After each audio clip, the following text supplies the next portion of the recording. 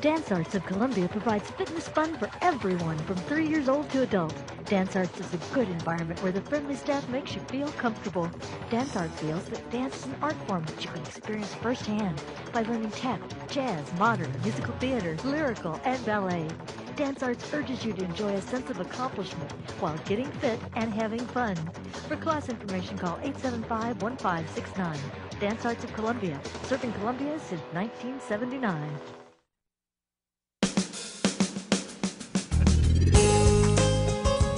Good morning and welcome to Radio Friends. This is Friday.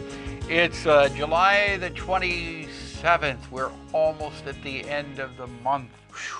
That's unbelievable. I can't believe it. Larry Brown, singer, storyteller, songwriter, is with us. And you're a perfect guest to go into the weekend.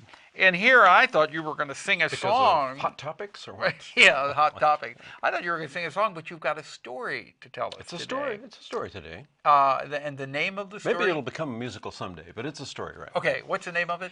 High Level Conference. High Level Conference. Okay, so here is Larry Brown with the story High Level Conference. Martin Beheimer was a lay elder in a congregation that I served just out of Columbia back in the 1970s, Olivet Christian Church. Martin was a gatekeeper. He was someone who kept track of the community. He was always a welcoming presence into the church to get folks oriented and to keep me as pastor informed about everything going on in the community. In fact, Martin used to show up to give me advice and counsel, and I trusted often his advice and counsel in what he called a high-level conference. And kind of with a twinkle in his eye, he'd say high-level conference, and really what he meant was shooting the breeze. But oftentimes it was wisdom, it was sharing thoughts and feelings from the community and things I ought to know. Martin would show up in his old pickup, whether it was at the parsonage or at the church office, and bring in a little thermos full of coffee, and we'd have coffee and do the discussing we needed to do. Well, sometimes Martin would show up crack of dawn. Sometimes it would be late in the evening after a meeting. But one morning he showed up at the church office, knocked on the door, I let him in. He said, "I'm here for a high-level conference." I said, "Come in." He got out the coffee and we began to chat. And Martin began to tell me a story that I had told him. In fact, it was a story that I'd used in a sermon as an illustration a couple of years before. And I sat there and listened while Martin told me my story. And Martin said, "You remember when you got your first guitar?" And I go, well, yes. He says, and what you told me was that you'd bought that old guitar back in, I think, 1962 from a cowboy for $6. I said, "Yeah, that's right." And he said, and it was an old guitar, and you told me how it was kind of beat up and it had a broken tuning peg. You had to tune it with a pair of pliers. You had to go find a set of strings, and that summer you learned to play the guitar. But it was difficult, but that guitar was beautiful. And I said, "Martin, that's exactly right." And he said, "As you described it, it had beautiful wood inlay on the back, and it had a maple front, and it had a mahogany, a fingerboard." And he described this guitar in all the detail. And I'm going, "That's right, Martin."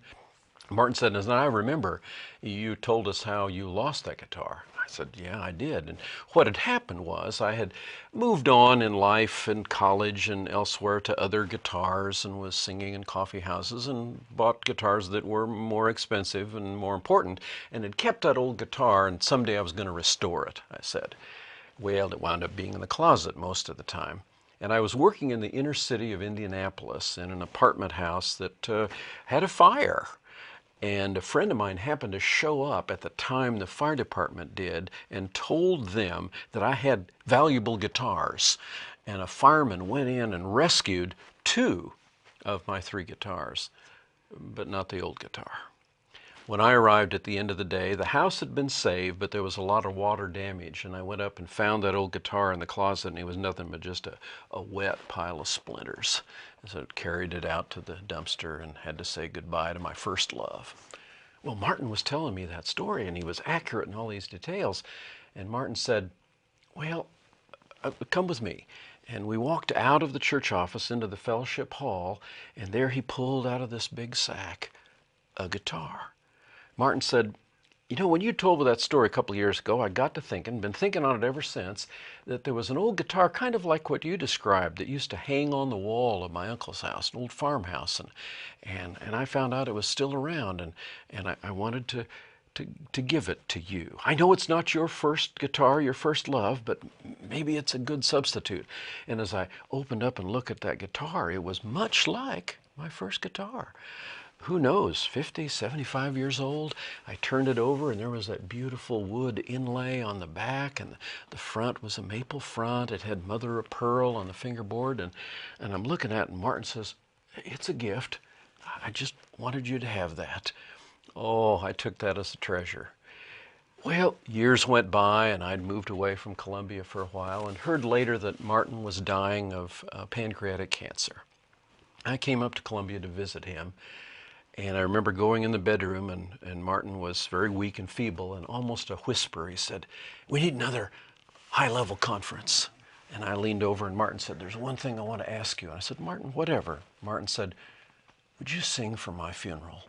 I said, "Martin, whatever, just don't rush it." Well, little did I know that it was really a matter of a few days later that Martin died, and indeed I did sing at his funeral. Well, I still have that old guitar. In fact, if you'd visit my home now, you'd see it's hanging on the wall of the living room with the back out, so you can see that beautiful scrolled wood inlay on the back of that guitar. And I need to tell you, there's not a day doesn't go by I cross the living room and I see that old guitar, and I will remember high-level conference. Oh, that's a beautiful story, Larry. That's a beautiful story, and obviously that is a true story. Every bit of that is true as I remember. Yeah. Yes, yes. That's wonderful. And so many of the stories that you share, or my father used to share, they come from the heart. They come from the heart. Storytelling is about. If people would like to hear more of your storytelling or your songs or your songwriting, how can they get in touch with you? Well, they can contact me at brownstory@hotmail.com. Okay. Take a look at my website, www.brownstory.com, and there's information about places I've been, places I'll be going to, and what I can do. And you have CDs, and you have a DVD out also. Yes, I do. Yes, I do. Telling stories. Exactly. Okay, so this is July 27. Anything coming up that people can see you in this area anytime soon? It's going to be a while yet. I will be in Kansas City later in the fall doing a festival. When we get to September, October, November, that's generally my busiest time, and I will be at libraries and schools and all around the area. So can we get you back before September, October, or November? You certainly may. All right. Larry Brown, singer, songwriter, storyteller. Always a pleasure to have you here, and all-around nice guy, too. Well, thank you, Paul. Good to have you, Larry. Thanks. And have a good weekend and be careful driving. Our program, let's see, Monday, pet health tips and volunteers with the City of Columbia. That's our topic. Our program directed by Travis McMillan of the Reynolds Journalism Institute. Audio is Pat Akers from KBIA. Our floor director is Danny Madison, and our assistant producer and guest coordinator, Uncle James Mauser. And we would love for you to watch this program or listen to it again by going to kbia.org, click on talk shows, then click on Radio Friends, and you can watch it and get a podcast. Bye-bye.